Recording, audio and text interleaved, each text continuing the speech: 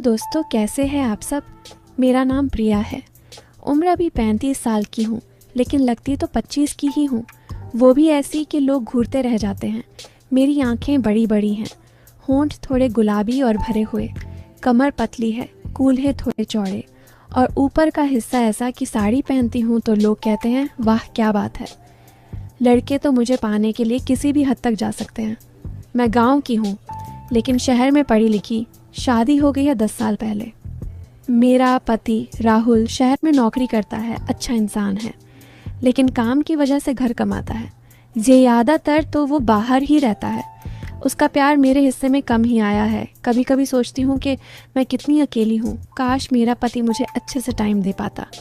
फिर सोचती हूँ एक एक अच्छी ज़िंदगी जीने के लिए एक कमाने वाला पति भी चाहिए ना, जो कि मेरे पास में है।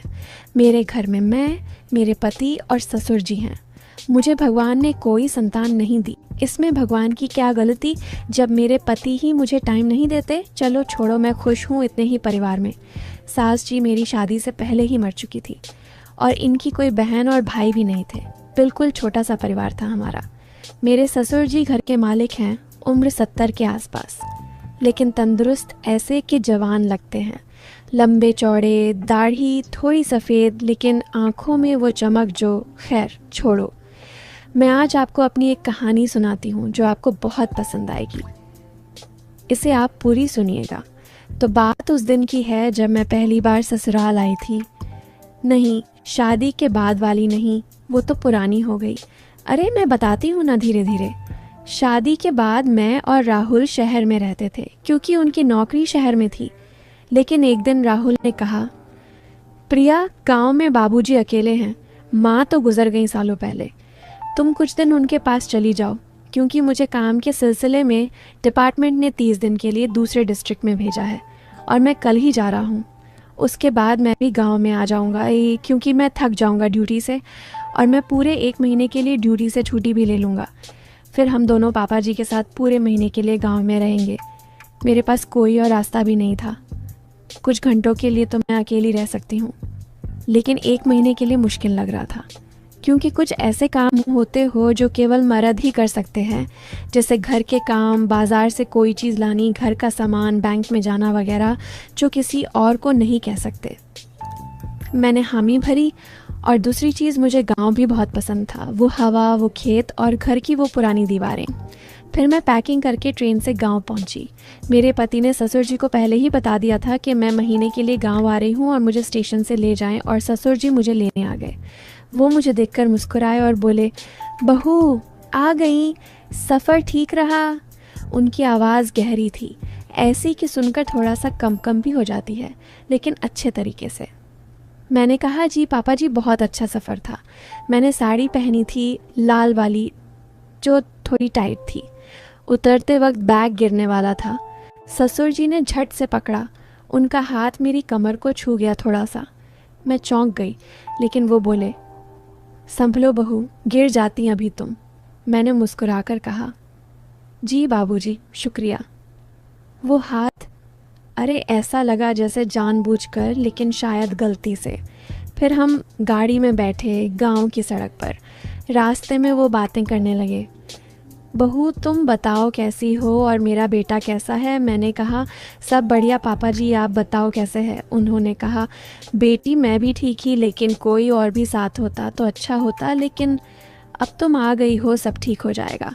मैंने कहा, जी मैं सब संभाल लूँगी। वो हंसे, हाँ तुम्हारी तरह जवान बहू हो तो घर रोशन हो जाता है। ये शायद तारीफ थी। घर पहुँचे तो शाम हो गई थी। घर पुराना था, बड़ा सा आंगन, ऊपर कमरे, ससुर जी का कमरा नीचे, मेरा ऊपर। मैंने सामान रखा, नहाकर फ्रेश हुई, साड़ी बदलकर एक हल्की वाली पहनी जो थोड़ी पारदर्शी थी, लेकिन गांव में क्या फ़र्क पड़ता। नीचे आई तो ससुर जी चाय बना रहे थे। बहू चाय पी लो। मैं बैठ गई। वो मेरे पास कुर्सी खींचकर बैठे। चाय देते वक्त उनका हाथ मेरे हाथ से टकराया, गर्म चाय की तरह गर्म हाथ। मैंने कहा, बाबूजी आप क्यों परेशान हो रहे, मैं बना लेती। वो बोले, नहीं बहू तुम थकी हो, मैं संभाल लूँगा। रात को क्या बनाओगी।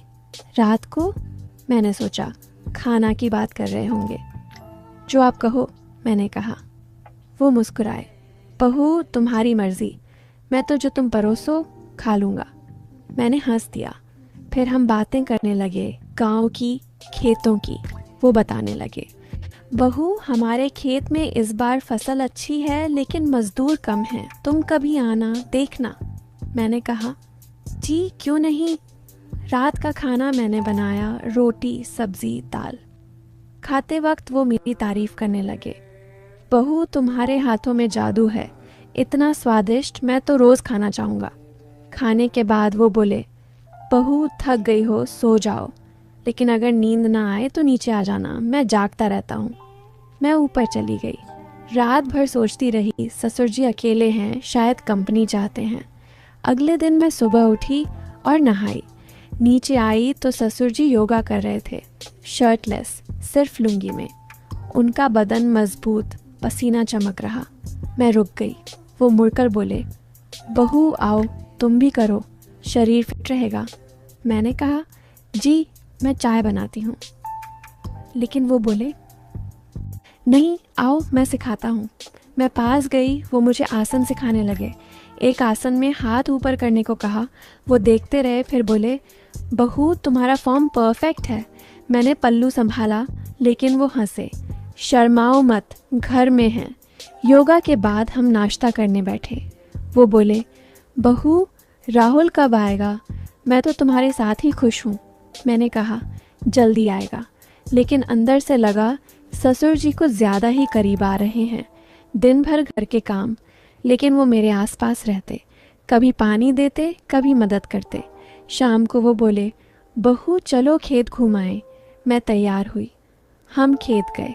वहाँ हवा चल रही थी, मेरी साड़ी उड़ रही। ससुर जी ने कहा, बहू संभालो, कहीं उड़ ना जाओ। मैं हंसी, लेकिन वो पास आए और बोले, देखो वो पेड़ के नीचे बैठते हैं। हम बैठे, बातें की। वो अपनी जवानी की कहानियाँ सुनाने लगे। बहू मैं जवान था तो लड़कियाँ घूमती थी मेरे आसपास, लेकिन अब अकेला हूँ। मैंने कहा, बाबूजी अब मैं हूँ ना? वो मुस्कुराए।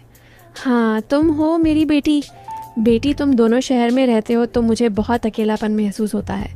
क्या तुम दोनों मेरे पास नहीं आ सकते हमेशा के लिए? इस उम्र में मुझे अपने बेटे और बहू के पास रहना चाहिए, लेकिन मैं अकेला रह रहा हूँ। मैंने कहा, पापा जी आप चिंता मत करो, आपका बेटा और मैं बस कुछ दिनों में हमेशा के लिए आपके पास रहेंगे। वो खुश हुए। धीरे धीरे दिन बीतने लगे। हर रोज़ ससुर जी कुछ न कुछ ऐसा कहते या करते जो मुझे सोचने पे मजबूर कर देते कि ये क्या हो रहा है। जैसे एक शाम मैं कपड़े धो रही थी, बाल गीले थे।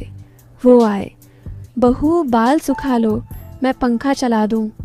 मैंने कहा, नहीं ठीक है। लेकिन वो पास आए, मेरे बालों को छूकर बोले,